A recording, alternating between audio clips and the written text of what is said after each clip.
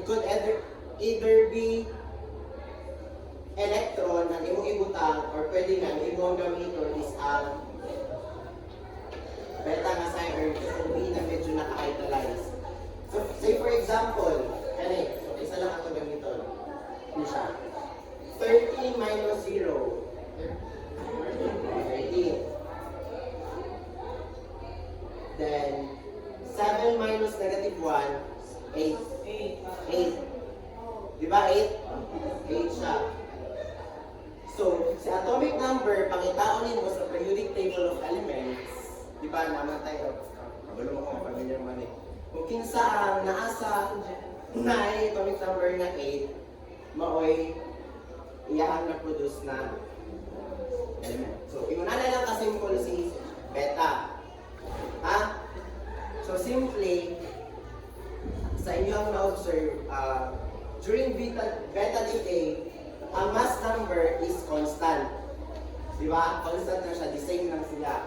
Wherein, ang atomic number niya, maoy ng change. Ha? And then, neutron is converted into a proton and electron. So, sa dili si atomic number or si proton nag-up. So, ang mass number, the same lang po, si neutron ang nag-decrease.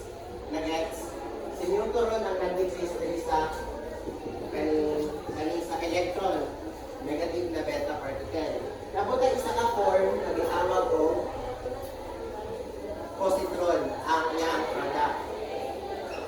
Si positron is an unstable atomic nuclei with an excess of protons may undergo P plus decay, also called positron decay, where a proton is converted into a neutron, a positron, and an electron neutrino.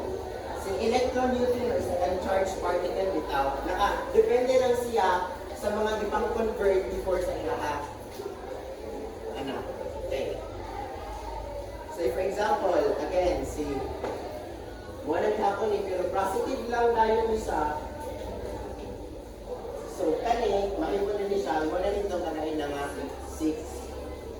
So, ang sa positron, the proton was converted to neutron, then si positron, ang tawag dahil sa electron natin si electron neutrino.